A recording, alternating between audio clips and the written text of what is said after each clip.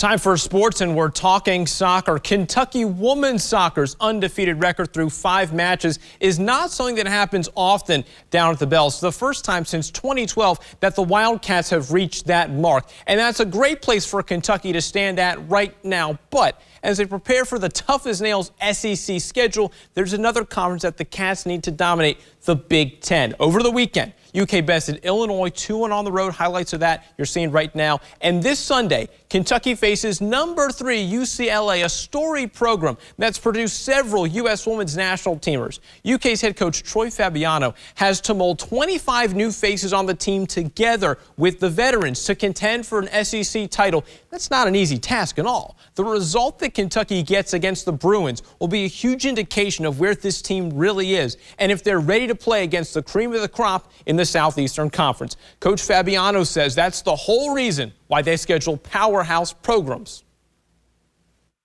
As I get asked all the time, is like, do you guys feel like you're ready for the SEC? And you know, again, with the transition of our roster, we have a lot of unknowns.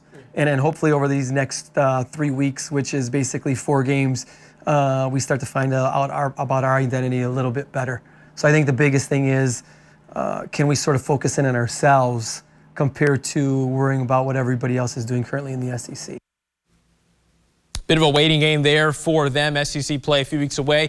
Now, looking at UCLA here and as well as Kentucky, the Bruins are ranked number 3 in the nation. They have a 5-1 record, so a little bit worse off than Kentucky at 5-0. The Wildcats remain unranked at the moment. And historically for the Bruins, they, like I said, are an amazing program. 29 All-Americans, including a lot of names you might know from several U.S. Women national team players that have come from that school, as well as 2 national titles to their name. The most recent was in 2022. Now, another nugget about UCLA is that former U.S. Women's National Team head coach Jill Ellis was in charge of the Bruins for 12 years and is the winningest head coach in program history. So, again, more pedigree coming to Lexington this Sunday for a noon kickoff at the Bell. That's all for sports on Good Afternoon Kentucky. More show right after this.